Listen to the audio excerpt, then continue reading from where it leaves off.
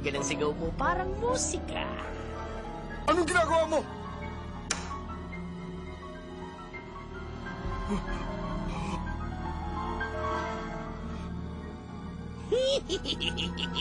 Sawa ka na bang mabuhay? Sige, lumapit ka lang sa akin. Maya-maya nang tunaw ka na.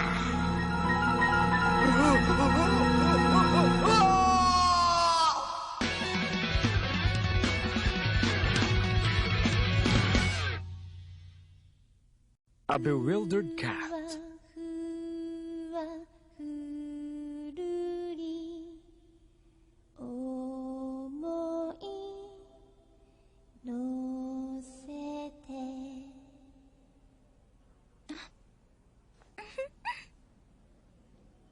Finders keepers!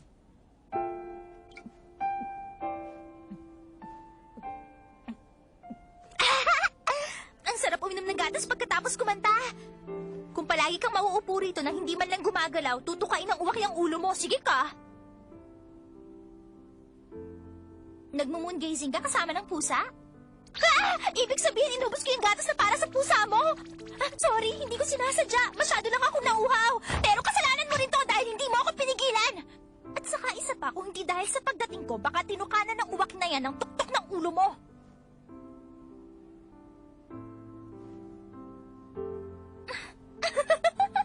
Nakakatawa ka. Akala mo ba cool kang tao porke bihira kang umimik at pusa lang ang kaibigan mo? Oo nga pala, bakit hindi pa dumarating yung kaibigan mong pusa? Huh? Aba, ibang klase, ang ganda ng baril mo. Huh? Pero teka lang, bakit ka ba may baril? Ikaw din naman meron eh. Huh? Tadan! Siguro nga medyo hindi halata, pero isa rin akong sweeper. Eh, ikaw?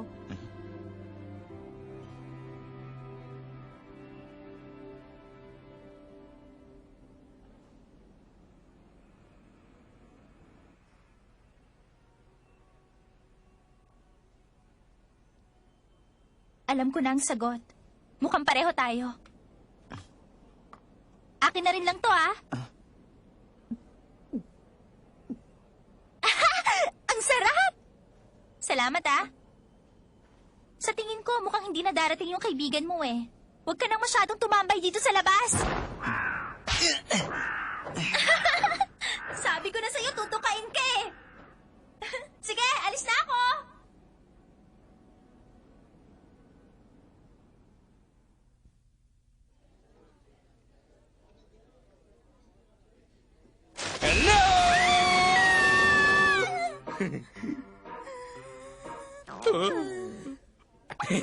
Hindi pa ako kumakain simula kanina umaga eh. Teka muna, ano kaya masarap orderin? Sorry, pero hindi ko na yan ililista.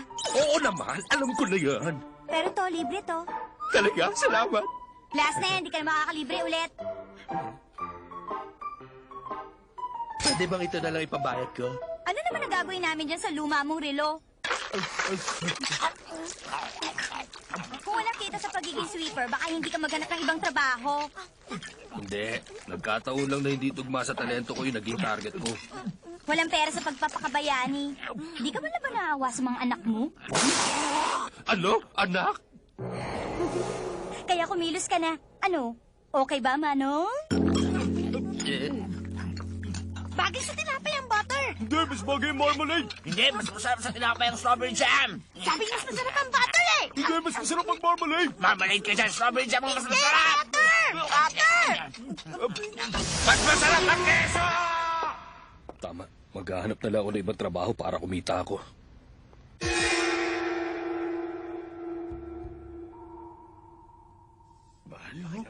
Oo nga. May gagawa kaya niyan? Ewan ko lang. Basta hindi ako, gusto ko pang mabuhay. Alam nyo, balita ko lahat ng ipuin niya natutunaw.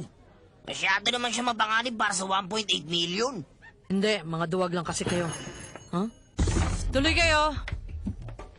Eh, wala kayo. Yung pusaka lang nahuli ko nung isang araw. Daan, pre.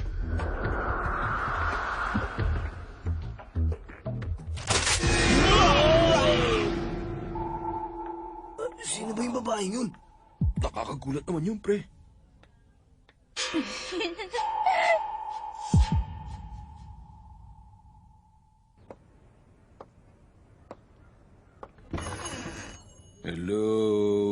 Aneta, nandito na ako. Aba, ikaw pala, Sven. Buhay ka pa pala. Oo naman, kahit papano. Teka, bakit parang depressed ka yata ngayon? Papayaan mo na ako.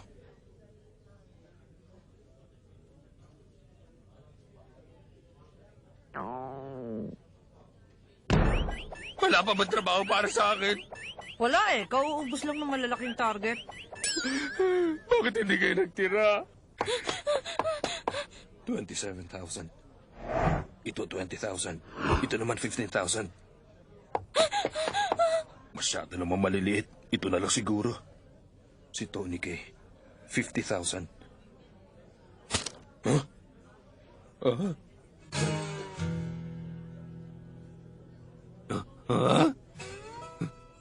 Hoy, bumalik ka rito! Pare, nauna ako dyan eh. Huwag ka nung mga harap, hindi mo siya kakayanin.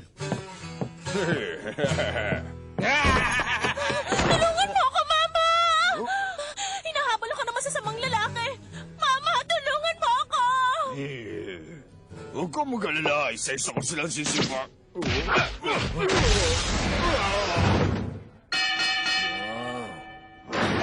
Walang sino mang sinasagot itong mga bakal na hawak namin! Hindi ka ba katakas? Hoy, Sven! Sige! Wala. Ganito siguro talagang kapalaran ng isang gentleman.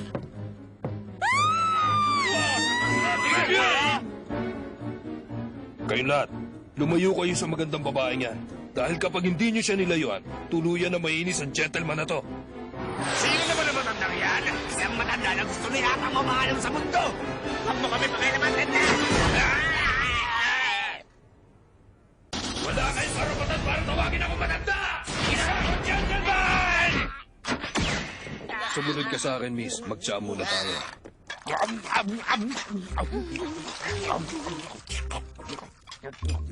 Pagwasensya mo na ako. Kanina pa kasi Ako pala si Elena. Huwag ka mag-alala, magpakabusog ka lang. Tutal naman, ikaw ang nagligtas sa buhay ko. Naku, hindi. Wala lang yun. Sandali, matanong nga kita, miss. Masama ba talaga yung mga lalaking Bigla yan? na lang nila akong inatake. Pero nagawa mo silang patigilin sa loob lang ng isang kisap mata. Nakakabilib ka. Wala yun, miss. Ginawa ko lang ang tungkulin ko bilang isang gentleman. Pwede ko bang malaman ang pangalan mo? Ako nga pala si Sven Volfid. Isa lang akong ordinaryong sweeper. Para sa akin, hindi ka ordinaryo. Hindi. Ordinaryong tao lang talaga ako. Pero, meron sana akong hilinging pabor sa'yo, Sven, kung okay lang. Sige, walang problema. Ano ba yan? Yung kapatid ko. May kapatid ka? Kinidnap yung nakababata kong kapatid na babae. Iligtas mo siya. Ang magiging pabuya mo ay ito.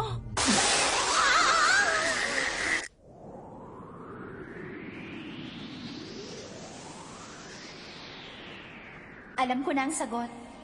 Mukhang pareho tayo.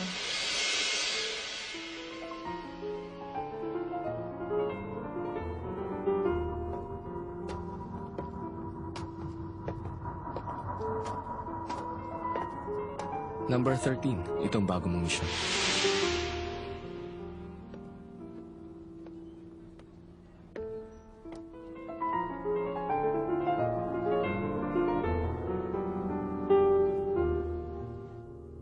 Tama. Alam ko na ngayon ang sagot. Mukhang pareho tayo.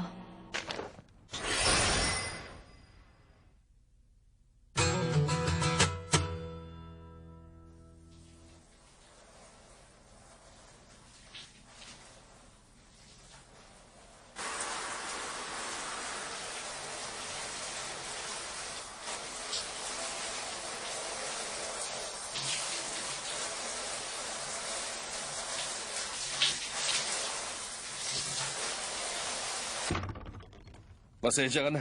Ngayon lang kasi ulit ako nakakita ng ganito kalaking pera, nakakapanibago. Saan ka naman nakakuha ng ganyang karaming pera?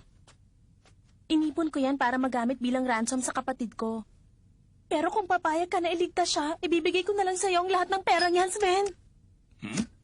May ideya ka ba kung saan nagtatago yung mga kumidnap sa kapatid mo? Oo, at alam ko kung sino siya. Abahay kung ganun pala, mas maganda kung tumawag ka na ng pulis. Mas ligtas yon kaysa sa humingi ka ng tulong sa kanya. Hindi siya yung tipong makakaya lang ng mga pulis. Ha? Sabi mo nga sa akin, sino ba talaga siya? Si Torneo Ludman. Torneo. Yung nagbebenta ng mga armas. Oo. Anong kinalaman ng kapatid mo sa isang taong nagbebenta ng armas? Nagpapanggap siya bilang isang gangster. Pero mas malala pa rin ang mga nagawa niya. Hindi nga ako makatulog gabi-gabi pag naiisip ko yung mga bagay na posibleng ginagawa niya sa kapatid ko. Hawak ngayon ng kapatid mo ng isa sa mga pinakamalupit na tao na bubuhay. Alam ko yan. At alam ko rin mahirap to para sa'yo. Ha! Mahirap? Ano ba sinasabi mo? Para sabihin ko sa'yo, parang bata lang ang tingin ko kay Torneo. Sisiw na sisiw lang siya sa akin. Talaga? Ibig sabihin nililigtas mo na ang kapatid ko? Salamat! Napakasaya ko, Rins! Sinong Rins? Wala. Ang ibig kong sabihin, ang bango ng ginamit kong hair rinse. Kaya, ang saya-saya ko ngayon. Masarap ang pakiramdam ni Elena.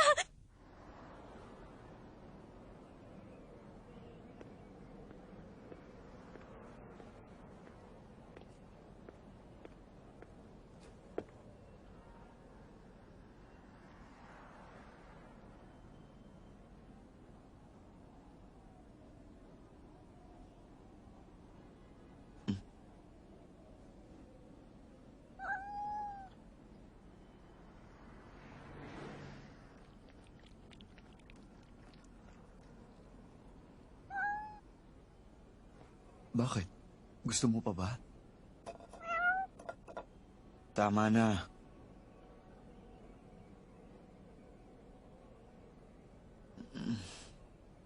Ay, nako. Oo na, sige na nga.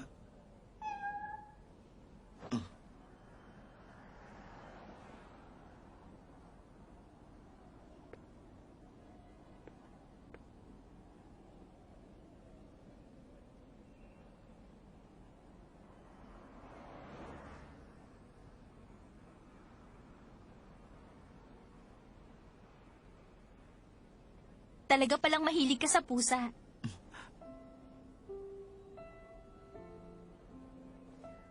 Magandang gabi sa'yo.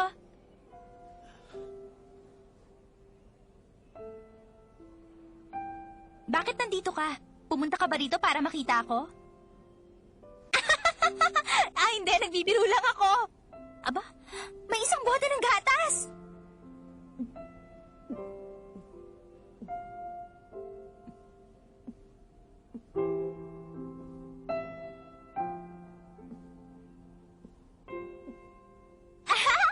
Ang sarap! Maraming salamat ha. Nauuhaw kasi talaga ako eh. Ah? Sandali lang. Baka naman nilagyan mo ng gayuma ang gatas na to. Ba't wala ka nilagay?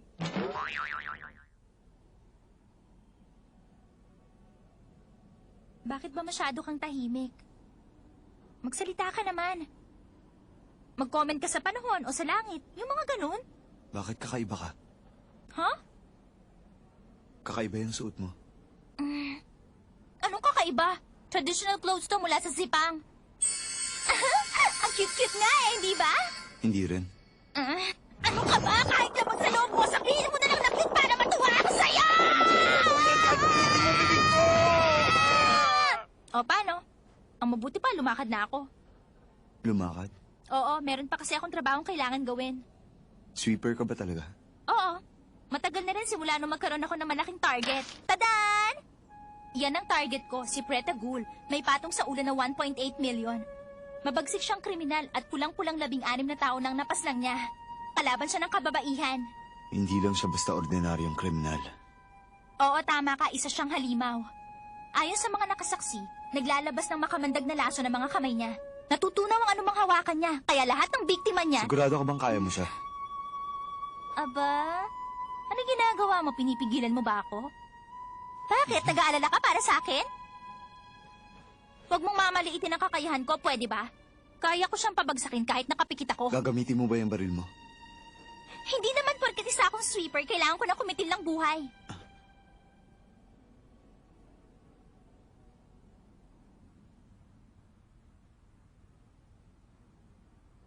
Kalokohan. Inimbento ang baril para kumitil ng buhay. Depende yon kung paano mo siya gagamitin. O paano? Mauna na ako.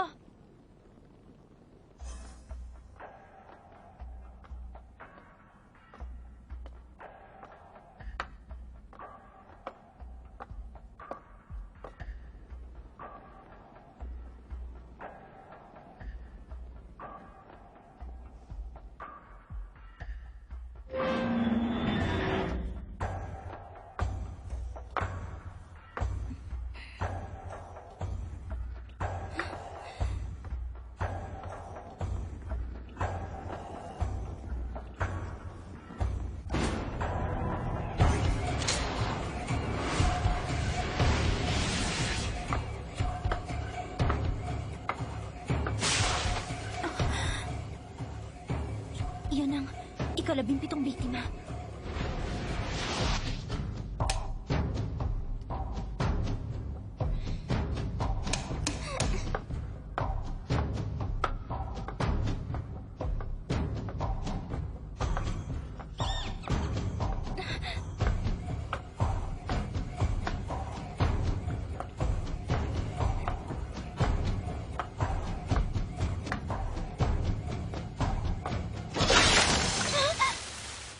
Pang-18 biktima.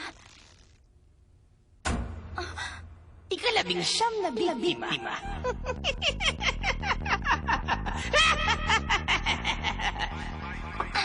Ikaw ba magiging pang-20 biktima? Isa tong malaking karangalan. Ikaw pa mismo lumapit sa akin. Pretagol! Panghuli na to! Wala ka nang ipapahamak! Bakit susubukan mo ba akong hulihin? Mas lalo kong ginagana sa mga babaeng malakas ang loob kagaya mo. Nasaan ka? Magpakita ka! Pretagol! Nandito ka lang pala. Espesyal ka. Ikaw ay ika-20 biktima. Halika. Dahan-dahanin natin to. I-enjoy natin tong dalawa.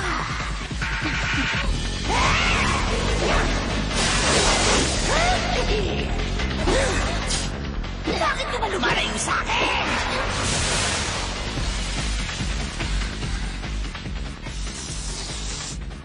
Ayan, nasira na tuloy yung yukata ko.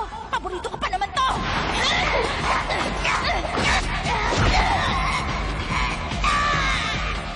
Bakit ba ganito? Bakit ba ayaw tanggapin ng mga kababaihan ang pagmamahal ko?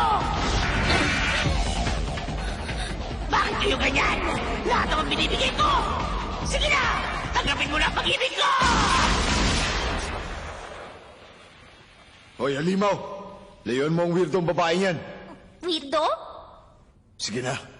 Kapag hindi mo siya nilayuan, buburahin ko yung mukha mo. Hindi mo ako mapipigilan sa simpleng bala lang. Kaya wala rin kwenta yan. O ano? Nakita mo na. Wala magagawa sa akin ng baril mo! Yan ang akala mo.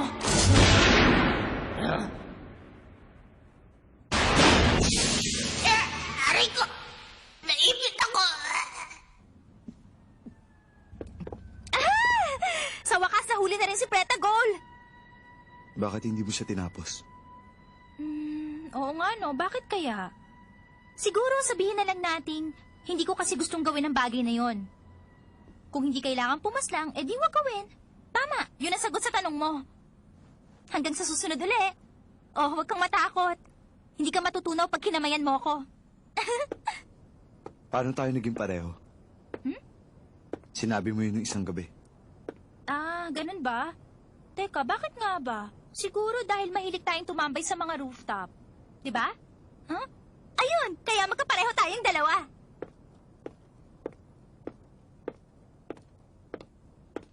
Number 13. Ikaw ba yan, Belze? Bakit hindi ka sumunod sa pinag-uutos? Pero sige, pagbibigyan kita. Palalagpasin ko muna ang ginawa mo. Pero hanggang ngayon lang to. Kumpleto ng lahat ng mga kailangan. Seryoso ka ba talaga sa balak mo? Bilang isang gentleman, hindi ko magagawang pabayaan ng isang babae. Mag-iingat ka. Sa totoo lang, wala akong tiwala sa Elenang yun. Hindi rin gawain ng isang gentleman ang basta nalang maghinala sa isang kawawang babae. Sven, teka lang! Oh, Sandali! Sasama ako! ano sabi mo? Hindi ako magiging pabigat sa'yo. Masyado ako nag-aalala. Gusto ko mailigtas ang kapatid ko.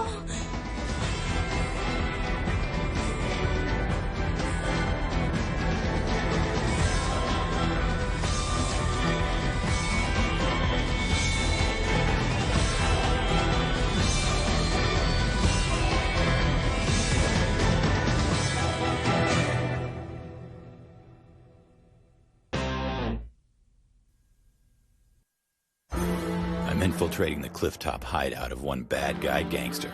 What do you mean? You aren't watching? I trek all the way into the mountains to save the life of a poor innocent little girl. But the second I get there, what do you know? Black Cat is standing right over her with that steely gun of his pointed at her head.